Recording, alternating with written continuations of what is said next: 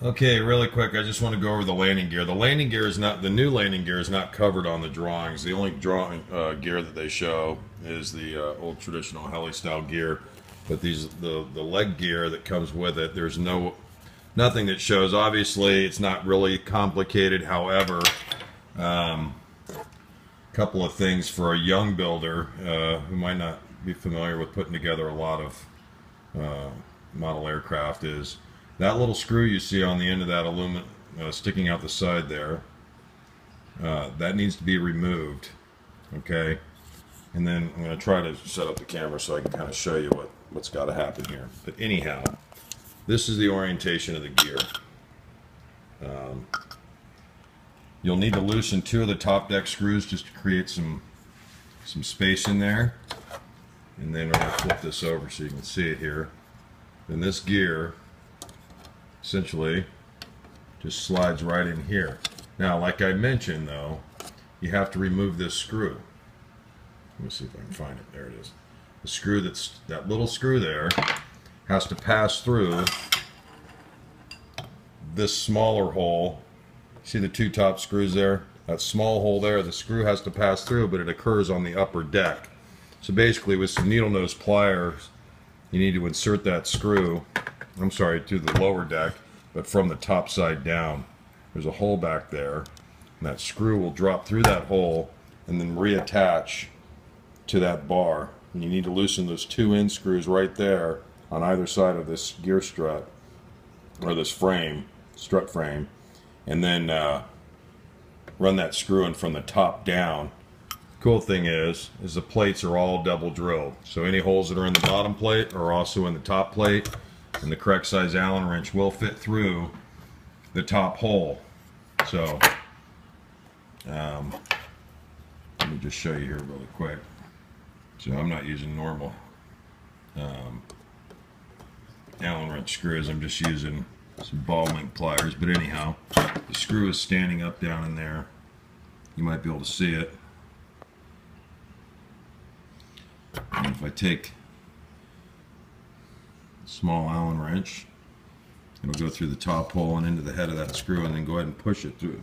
So it's sticking out the bottom right there.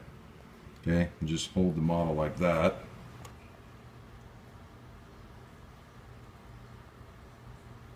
Okay, so that little cross brace, that aluminum cross brace there, you got to loosen the two side screws and straighten the threads up, so when the gear is mounted on, you can get the screw to drop through. Again, this is more for the younger builder that might not quite understand, because there is no information on the instructions that came with this one to show it. But can you see the head of that screw right in there? See, there's a gap there because I haven't tightened it yet. But anyhow, the gear just slips on the side of the frame in this orientation.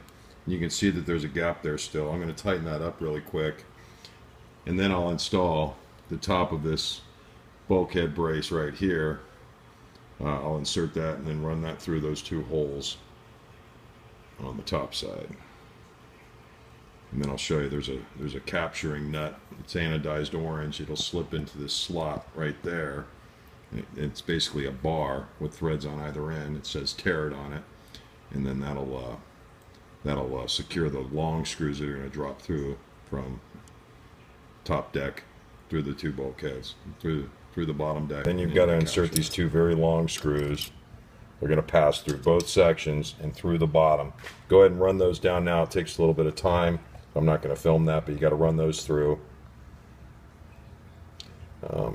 Helps to have a good quality. Allen wrench. It'll speed up the process than a standard L handle Allen wrench. But anyhow, you got to run these all the way down because the holes on the top side are kind of tight through the carbon fiber. But with some twisting action, they'll drop in fairly quickly. This is the threaded cross brace that those two long screws will secure into. It's hard to keep them in focus. Just put the Tarot verbiage facing down and out, and it passes through the slot right here all the way across.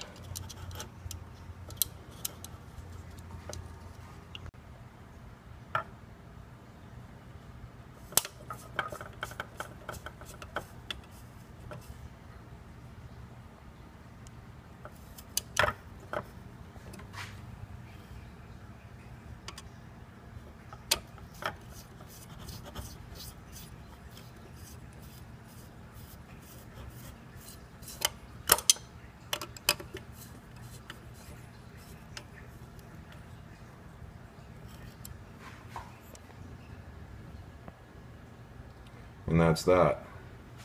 It's pretty simple. It just takes a couple minutes to orientate yourself with it because there's no instructions. But other than that, pretty easy. And that's how it should look at this point. Alright, so the skid supports